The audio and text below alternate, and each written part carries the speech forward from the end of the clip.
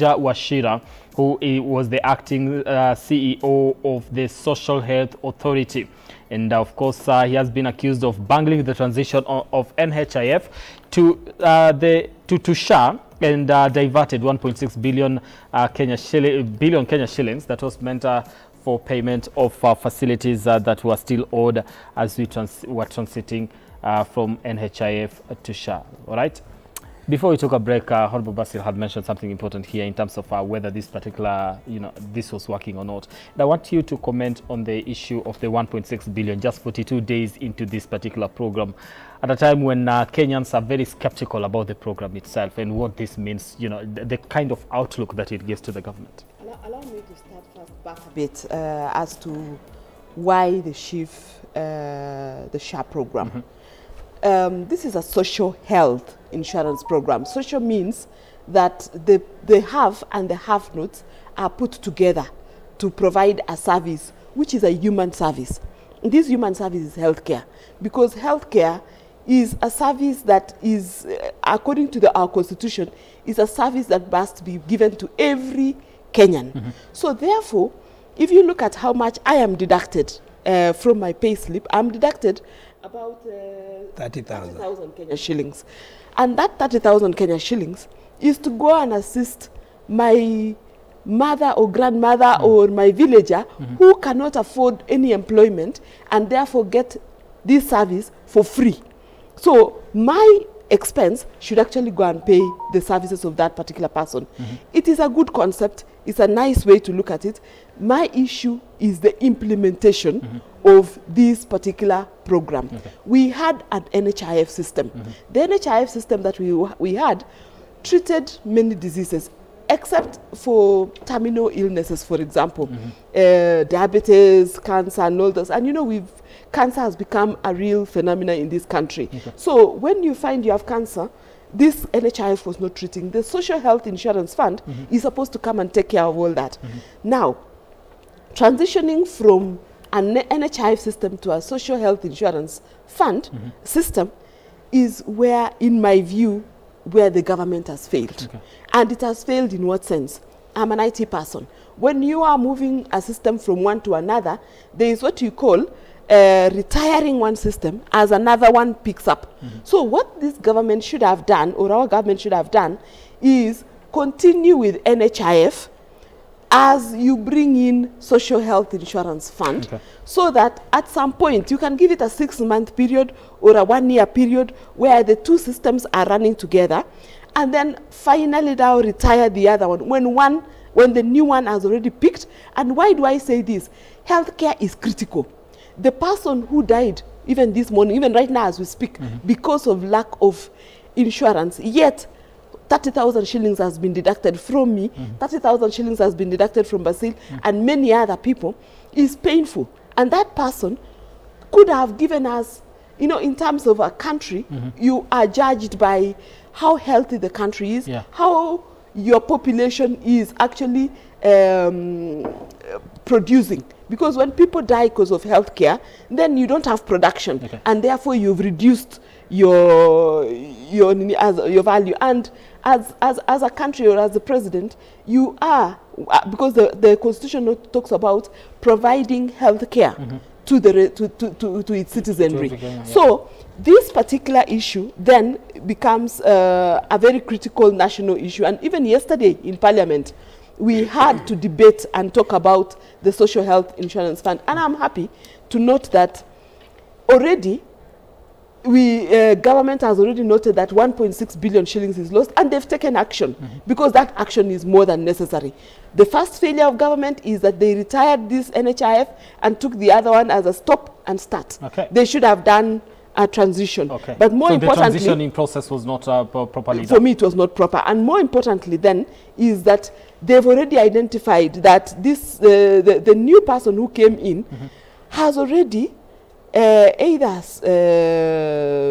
disappeared with the money or allowed the 1.6 billion to disappear, because someone is going to hospital and told pay cash when there is 1.6 billion shillings disappearing.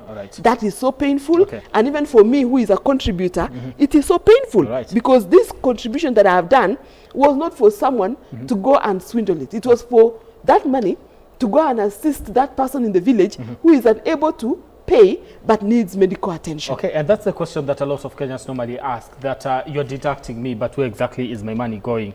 Honorable Pogisho, 1.6 billion 42 days later, at a time when a lot of things are collapsing as far as healthcare is concerned. Was this plan, doomed to fail from the onset, or exactly what is happening here? Where did we go wrong? Where are we going wrong? No, we've gone wrong systemically. We've gone wrong. It's a systemic problem. It has become so easy to steal government resources. It's become very easy. And so I think the problem is what is there. How do we stop this easy access to government money? So that anybody who's given an appointment today has an easy way of taking that money, whether you're in government, whether you're in government ministry, or you're in parastatal.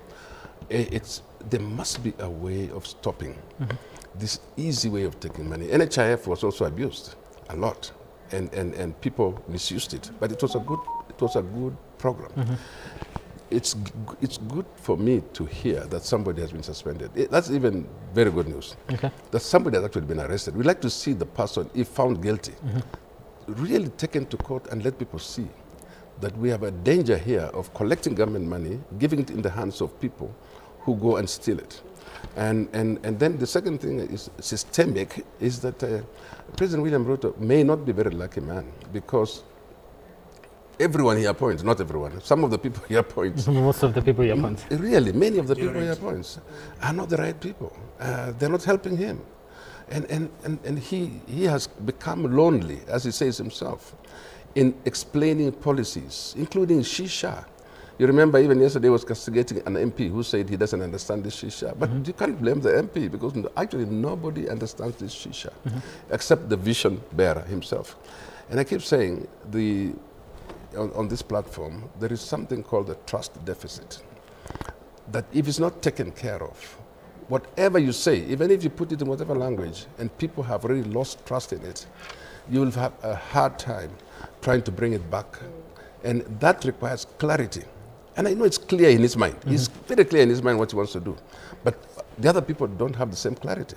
And then when you appoint people, you're making the same mistakes that the other government did, appointing the same people, recycling the same people. And we have enough Kenyans. Something like shisha, actually, if you cannot find a Kenyan to run it, even get an international person. It's that important. If you can't find, I mean, if you are putting... Marianne, we are there, but we are the people that are bungling the transition itself and, costing the taxpayers 1.6 billion. So how exactly do we balance that? We are here, but we are making wrong moves every now and then. I think appointments of people to such positions should be more than about community, because I saw someone yesterday saying now he's firing another Kikuyu, he's firing. It is not about tribe. It is about, can we deliver? Are we able to give service to the people of Kenya? And if we look at the many issues, like this particular one, 1.6 billion in 42 days. What about in 1 year? What will we have? Then it means that this person was appointed not to come and serve the people of Kenya. He was appointed to go and make himself rich. And that is where now the issue is. At the point at which we are recruiting these people, what are those values? What are those things we look at? Because our constitution says one of the things we need to look at is chapter 6, integrity. So how is this integrity looked at? Yeah? Do we really follow on chapter 6? I don't think so. I don't think so, because if we did, we would not be suspending somebody 42 days into office. We wouldn't be. Basil, your final remarks on this one before transition. I think it's about just suspending. The problem we have with majority of the people that are appointed by the president, these are people with high level of affinity to money. People want to get quick, like get rich quick. You wake up today, tomorrow you want to be a billionaire. That level of appetite is what is making most of these appointees, immediately they get to office, they are rushing to see where can they make money from. And it is being reflected by someone stealing 1.6 billion in 42 days. So if you make a simple calculation, how much was he stealing in one day? For you to get 1.6 billion in 42 days. 1 month, 12 days, you know? And it also makes us ask ourselves, what about the ESCC? Are these people really working, or are they only used for political scores? When you are not in the right book with the government, that's the time ESCC are on your neck. Because that body doesn't seem to be working. I think this body should be disbanded, like yesterday. Because if they were working, that would restrain most of the state officers from stealing. Because that is one incident of Shisha where someone has stolen 1.6 billion in 42 days. What about other sectors which are not being looked into? You know? And it's unfortunate. You know, we have been singing the same song from 1963. So to some extent, what you're saying is corruption is actually embedded in us. To some, it seems to have been extremely entrenched in our way of life. It becomes our way of life, where everyone, when they get an opportunity, they make themselves rich. Yeah. Last time I was here, I mentioned about in Dubai, if you steal, your hand is cut off. And the same Kenyans work in Dubai, know that they don't, but they don't steal. I can leave my phone. I can leave my phone just here in Dubai, and nobody will touch it. Try that at home. They say try that at home. You will be surprised. It is because of the cultures and what we have done. In terms of legislation, we have over-legislated in this issue called corruption. We have actually over-legislated. We have ESCC, we have DCI, we have PPRB, we have all these entities that we have put together, including Parliament, which is an oversight. Why are we not But at the end of the day, even despite all this, you still find that we are even bringing in a law on conflict of interest. Tomorrow you will find another law, and we will bring as many laws and many laws. But there is always people always say, you want to get to the destination, if the doors are shut, the windows are shut, you can use a panya route, meaning there is another route you will get to the destination. Why? Is because I think we as a country, we as our culture, have refused to accept that let's serve the public. And that is what is very important. Who is this that needs to serve our public? The president himself has said he's been lonely at the top. So we expect, now that he has a deputy that can work with him, to be able to help him in even coming up with who are these officers who can help him, because at the end of the day, all these officers are there to help his dream, his vision. So who are these officers is going to put in all these entities that will help his vision, and his deputy, being his principal assistant, should be able to help him with identifying and helping him with the vetting process to say, Marianne looks like she can do this or she cannot do. Yes. All right. I want us to transition to our next conversation and looking at the state of politics. And let me start with you, Honorable Samuel Pugisho. In the National Assembly, there's a warning that has been given to committee chairs who do not honor House sittings and have been missing in action for a very a noticeable amount of time, and to some extent they've been threatened with impeachment because they say we're supposed to be having more than 60 committee chairs and vice chairs, but when you go into the House, sometimes you don't even get half of that particular number. The purge in the ruling party seems to be continuing, and those allied to the impeached Deputy President Rigathi Gachagua seem like they feel like they're the ones that are being targeted in this particular case. Talk to me about this. Well, first of all, it is the duty of a party to, whip, those kind of things, and they have they have a team and the leadership there that determines, of course, working with the executive or working with the president, who is the party leader, and now the deputy party leader and the party itself. When they see that you are not, by the way, the duty of that team, of the chairman, from the party, from the leader of the leader of the majority, all the way down to the committee chairs. They have only one aspect that they have to look at, is where the party manifesto is going. Are you fulfilling that? Are you helping with the vision of the party? Are you getting the votes necessary? Are you able to convince people in the House to vote for the government motions and government interests? If they don't do it, then the whole idea of the whipping happens. In this case, it's not because of what they're doing. It's because of a political situation that has happened. So when it comes to purging in the party, you have to create a situation or an excuse to remove you.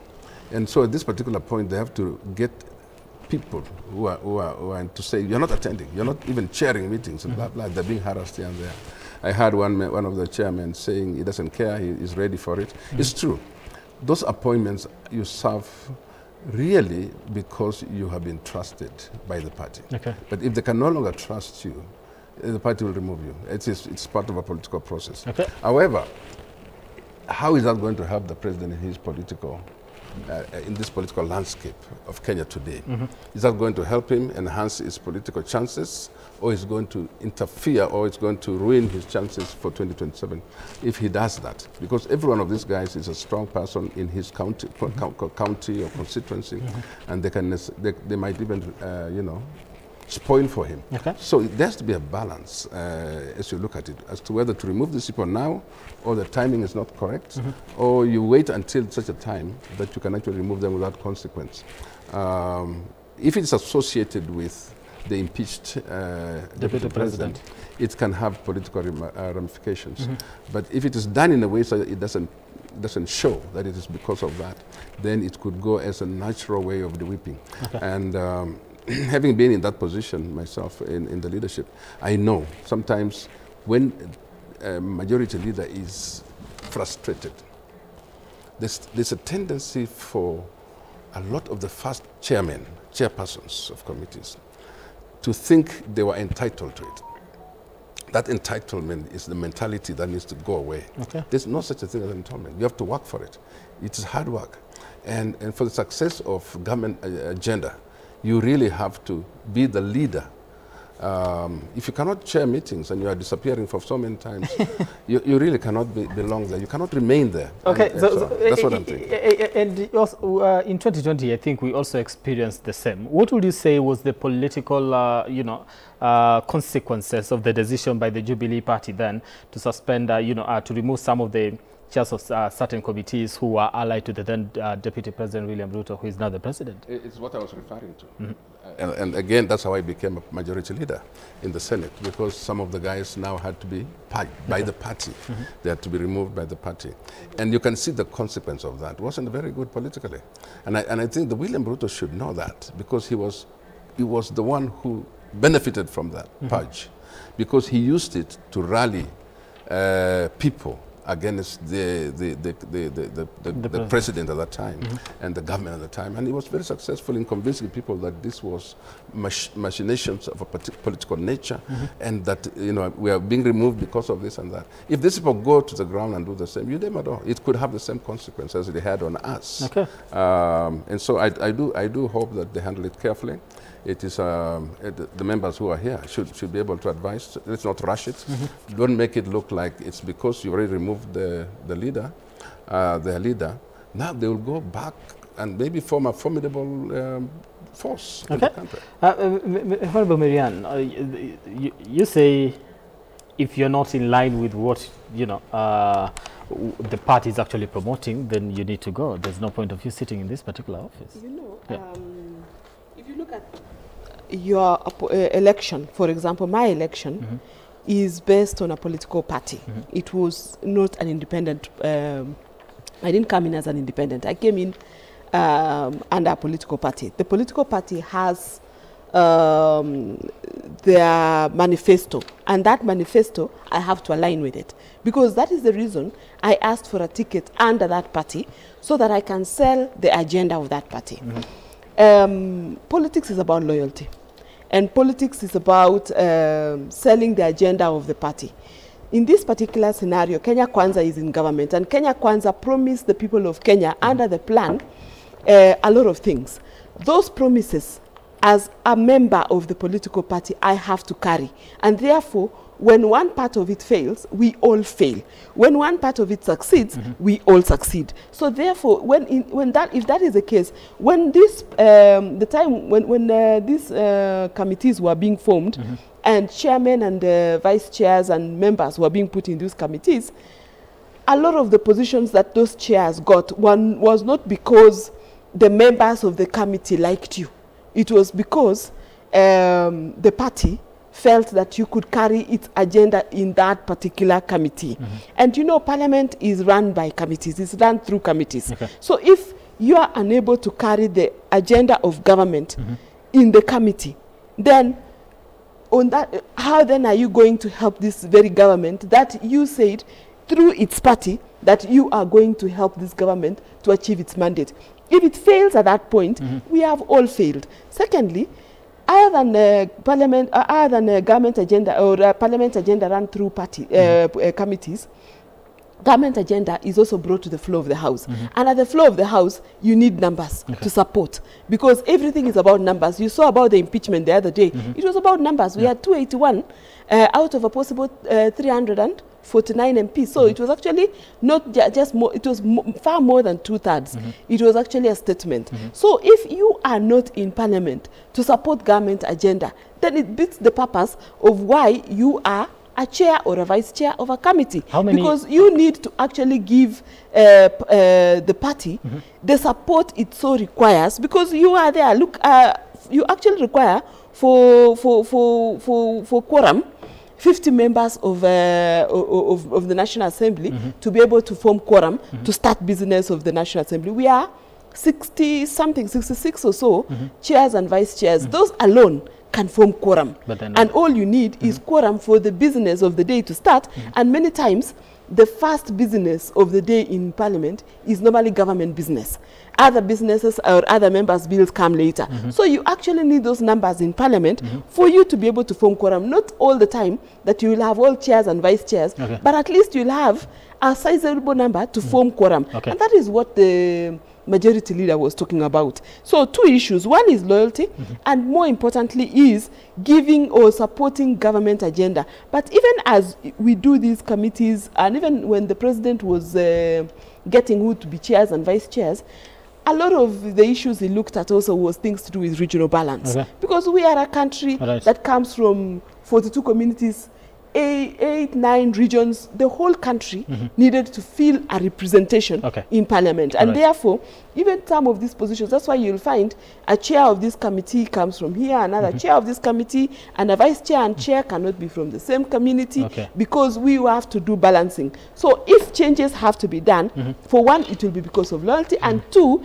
is the person sitting on that chair right now supporting the government agenda. Because so if you are not supporting government agenda, what business do you have? How many would you say are the chairs and vice chairs that could be targeted in this particular part that might not be in line with what the government is actually doing on the day? I wouldn't tell right now, because the carrier of the vision, who is the president, and through the majority leader, already know who are those that are not aligned to the government agenda. I could only possibly speak for my committee, not for others, because I don't know all the others. I don't sit in a position of leadership at the National Assembly to be able to tell you this committee or these chairs or vice chairs of these committees are performing or not performing. But what I would want to, what I can only say is that when it comes to agendas that are discussed in Parliament, for example, when we need quorum and we need government agenda to be discussed, you cannot possibly count and possibly know how many chairmen and vice chairs are in Parliament at any one time. Okay, so yes. you sit in the Trade Committee, I believe. Yes, I do. You say you can only speak for your committee. and you've had my chairman. Your chair did say he's not afraid of actually being targeted, and he's actually an ally of former deputy president. And I'm his vice, by the way. Would you say he deserves to be purged? You know, while at the committee, does he support government agenda? Yes, he does. Do we prosecute government agenda as required? Right now, for example, we have the cooperative bill we finished. We've now tabled it. I tabled it yesterday on his behalf because he was in State House. You saw him in State House. Yeah. So I tabled it. I laid it on the floor of the House yesterday. And it is coming up for second reading today. If he'll not be there, I will do it. But basically, he has put us together, rallied us together, and we have prosecuted government agenda. So in terms of prosecuting government agenda, that is, yes, but in terms of loyalty, that is not for me to decide. It is for somebody else to decide. He was on this particular set and said it was a political witch hunt. So maybe to that extent, we'll actually believe that.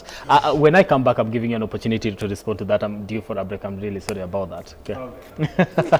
We take a break. We'll be back in a few. That's a difficult question.